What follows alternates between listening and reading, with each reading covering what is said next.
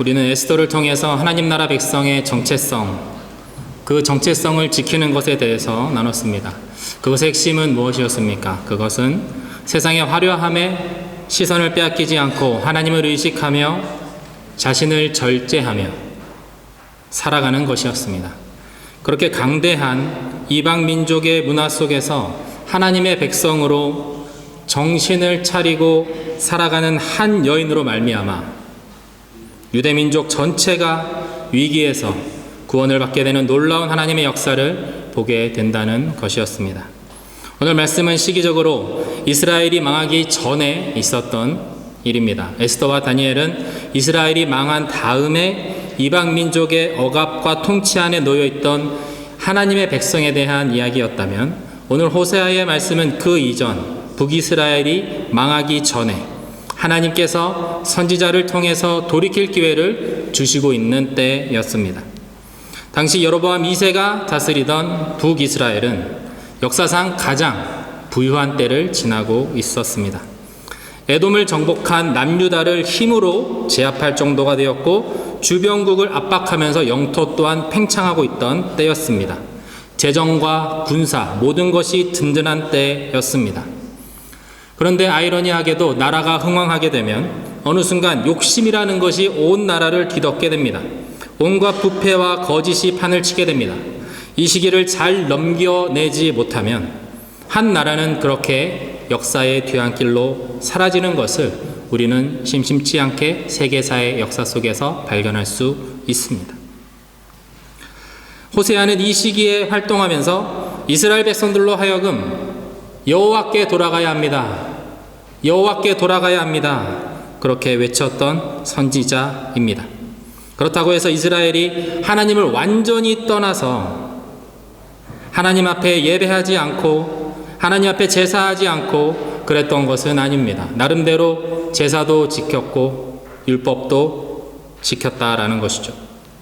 그러나 너무나도 편안한 때에 이들에게는 하나님을 향한 열정이 없었습니다. 열정이 다 식어졌습니다.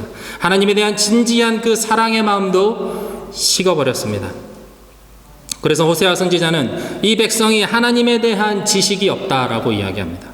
하나님에 대한 지식이 없어서 이 백성이 망하게 되었다라고 외치면서 모든 것이 편안하고 모든 사람이 좋다고 말하는 지금 이 때에 이 영적인 나태함을 벗어버리고 여호와 하나님께 돌아가야 합니다 라고 외치고 있는 것입니다.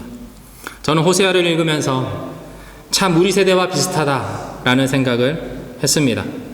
우리는 아마 세계 역사상 가장 풍요로운 시대를 지금 누리고 있을지 모릅니다.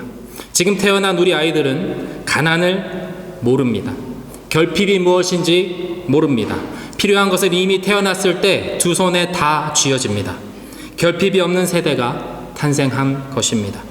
결핍을 모르는 세대가 이해하기 힘든 것이 있다면 그것은 도움의 필요성과 돕는다는 것의 의미, 도움을 구한다는 것의 의미입니다.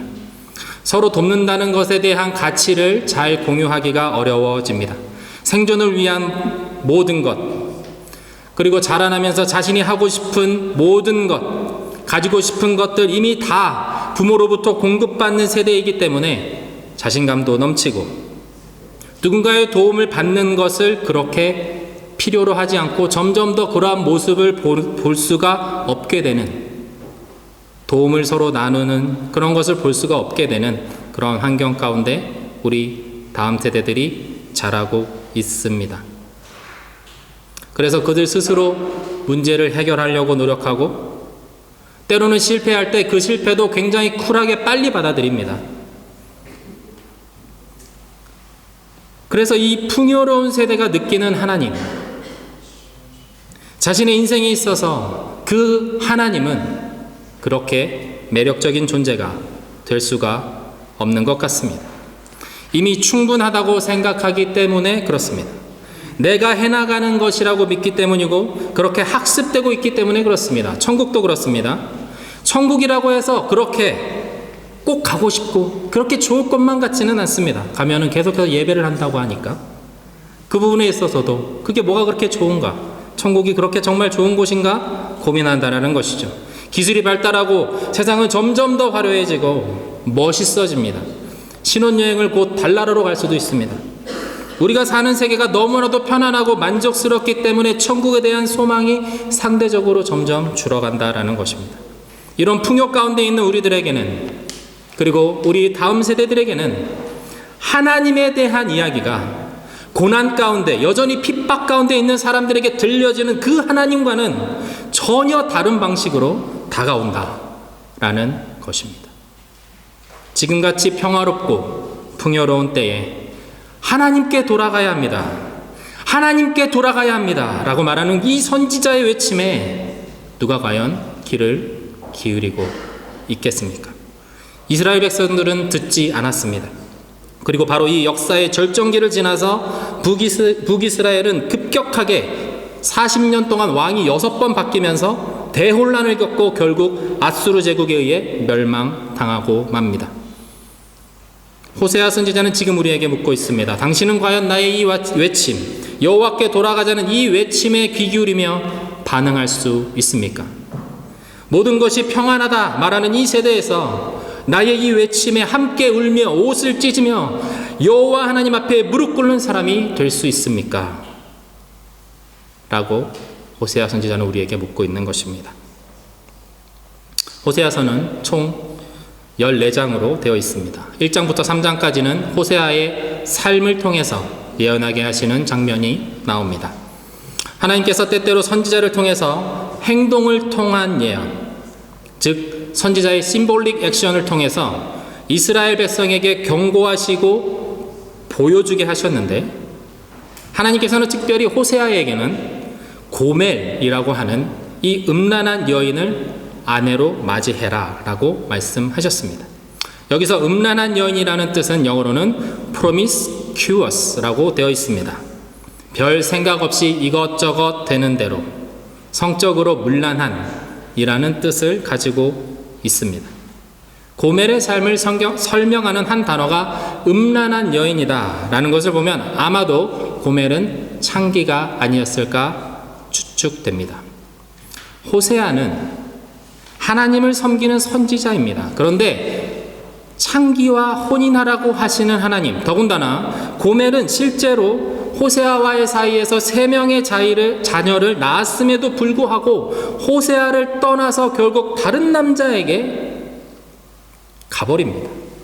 하나님께서는 뭐라고 말씀하시냐면 그런 고멜을 다시 되찾기 위해서 값을 치르고 다시 데리고 와서 아내로 삼아 함께 살아라 라고 호세아에게 명령하십니다.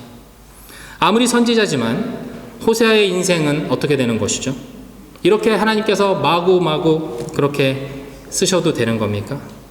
우리는 말씀을 읽으면서 어떻게 하나님이 선지자에게 이렇게 하시지? 라는 의구심을 가질 수밖에 없습니다. 그런데 이것은 그렇게 단순한 것이 아닙니다. 포인트가 어디 있냐면 포인트를 잘 잡아야 됩니다. 하나님의 사랑을 이스라엘 백성에게 전달하는 것이 가장 중요한 숙제고 주제입니다. 하나님의 크나큰 사랑에도 불구하고 이방신에게 계속해서 나아가고 우상을 의지하는 이 음란한 이스라엘 백성들에게 전하는 하나님의 애잔하고 아픈 마음을 담아내는 그릇으로서 호세아가 그 삶으로 하나님 앞에 부르심을 받았다라는 것입니다. 그래서 단순히 호세아가 하나님의 명령을 실행하는 차원에서 이 음란한 여인이 고멜과 결혼한 것이라고 볼 수 있는 것은 아닙니다. 물론 명령하셨지만 아무런 감정 없이 그냥 단순하게 결혼하고 시켜서 데리고 오고 그렇게 하지 않았다라는 것이죠. 왜냐하면 삶이란, 결혼이란, 가정이란 그렇게 간단한 것이 아니기 때문입니다. 자녀를 셋이나 낳았습니다. 정이 들지 않았겠습니까? 고멜과 세 아이들과 함께하는 평범한 일상이 호세아 선지자에게 없었겠습니까? 분명히 있었을 것입니다. 그런 사랑의 과정이 있었기 때문에 떠나버린 아내, 괜찮을 줄 알았지만 여전히 죄의 노예가 되어서 음란한 영의 노예가 되어서 그것을 차마 끊어내지 못하고 다시 끌려가 버리는 고멜을 끝까지 사랑해야만 하는, 사랑할 수밖에 없는 호세아 선지자의 마음은 이스라엘을 향한 하나님 아버지의 마음을, 이스라엘을 향한 하나님의 사랑을 정확하게 담아낼 수 있는 그릇이 되었다라는 것입니다. 이런 호세아 선지자의 외침의 핵심은 한 가지입니다. 그것은 여호와께 돌아가자, 여호와께 돌아가자입니다. 이 주제는 선지서 전체를 관통하는 커다란 주제이기도 합니다. 오늘 본문 1절과 2절의 말씀인데요, 저 여러분이 한번 같이 읽어보도록 하겠습니다. 함께 읽겠습니다. 시작. 오라, 우리가 여호와께로 돌아가자. 여호와께서 우리를 찢으셨으나 도로 낮게 하실 것이요 우리를 치셨으나 싸매어 주실 것임이라. 여호와께서 이틀 후에 우리를 살리시며 셋째 날에 우리를 일으키시리니 우리가 그의 앞에서 살리라. 사랑하는 미넨 복음교회 성도 여러분, 여호와 하나님께 돌아갑시다. 우리가 이제는 여호와 하나님께 돌아가야 할 때입니다. 그런데 우리는 다시 한번 또 생각해 봐야 합니다. 여호와께 돌아가는 것은 무엇일까? 2022년을 살아가는 우리에게 여호와께 돌아가는 것은 과연 어떤 의미를 가지고 있는지, 당시 이스라엘처럼 우리도 주일 예배에 빠지지 않고 헌금도 하고 봉사도 합니다. 그런데 여호와께 돌아간다라는 것은 우리 시대, 지금 우리에게 과연 어떤 의미가 있냐라는 것입니다. 첫 번째로, 우상에서 떠나 하나님만 의지해야 합니다. 호세아서 10장 1절의 말씀인데요, 우리 한번 같이 읽어보겠습니다. 시작.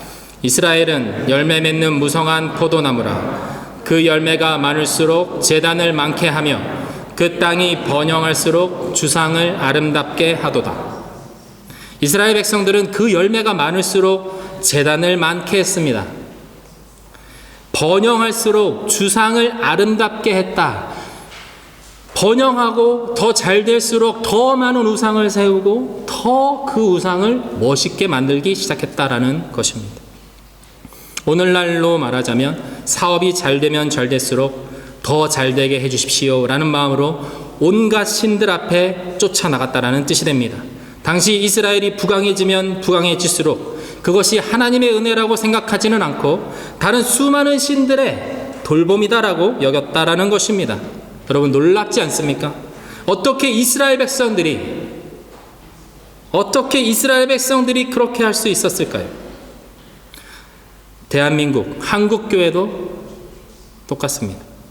가난했던 7, 80년대 교회가 부흥하고 천막을 치고 한강변에서 각 교회마다 주님의 이름을 부르면서 비가 오나 눈이 오나 밤낮 주야로 하나님 앞에 부르짖었다라고 합니다. 그러나 이제 국민소득 2만 불을 넘어서면서 선진국의 반열에 오른 지금 우리 대한민국은 점점 더 전도하기 어려운 나라가 되어가고 있습니다. 산마다 비닐을 뒤집어 쓰고 비옷을 뒤집어 쓰고 부르짖으며 기도했던 사람들은 점점 더 없어지고 있습니다. 드라마나 영화에서 비춰지는 교회의 이미지는 돈밖에 모르는 사이비 집단처럼 꾸며졌습니다. 캠퍼스 안에서 전도하는 것은 법으로 막아지고 길에서 전도하는 것조차 이제 어려워졌습니다. 교회마저 길을 잃고 세상적인 성공이 교회의 목회 철학에 영향을 미치고 더 큰 건물을 세우기 위해 급급하고 그것을 향해서 달려오다가 코로나라는 거대한 파도 앞에서 인구 2천만의 기독교 인구 2천만의 그 허무한 실체가 다 드러나버린 지경이 되었습니다. 그렇다고 해서 우리가 우상을 세우고 그것 앞에 절했습니까? 그렇지 않습니다. 그러나 형체가 있다고 해서 우상이 아닙니다. 하나님보다 더 의지하는 것, 하나님보다 더 신뢰하는 것, 그것이 있다면, 그것이 무엇이든 그것이 하나님의 자리에 있다면 그것이 바로 우상입니다. 번영할수록 우리는 세상적인 생각을 더 의지합니다.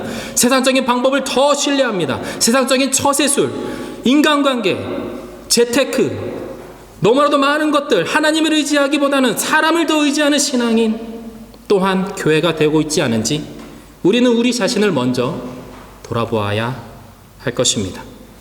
내 안의 우상을 버리고 여호와께 돌아가야 할 때입니다. 두 번째로는 교만을 버리고 회개하는 것입니다. 호세아 5장 5절의 말씀인데요, 우리 한번 같이 읽겠습니다. 호세아 5장 5절의 말씀입니다. 시작. 이스라엘의 교만이 그 얼굴에 드러났나니 그 죄악으로 말미암아 이스라엘과 에브라임이 넘어지고 유다도 그들과 함께 넘어지리라. 교만은 스스로 높아지는 것을 뜻합니다. 아담의 범죄는 선악과를 먹은 것인데 그때 뱀이 아담에게 심어준 것은 하나님처럼 되겠다, 하나님처럼 되고 싶다라는 그런 교만함이었습니다. 교만함은 다른 말로 하자면 하나님으로부터 독립되는 것이라고 할 수 있습니다. 원래 인간은 하나님께 종속되어 있던 존재입니다. 하나님께 종속되어 있던 존재였던 나를 하나님으로부터 분리해서 하나님과 동등한 존재 또는 하나님을 객관적으로 볼 수 있는 존재가 되겠다는 어떤 시도, 그것이 이 시대의 교만함인 것 같습니다. 그것은 다름 아닌 나를 나되게 하겠다라는 시도입니다. 다른 사람은 물론 하나님도 내 인생에 대해서 이렇게 해라 저렇게 해라 하지 말아 주십시오 라는 뜻입니다. 예배 드립니다. 헌금 드립니다.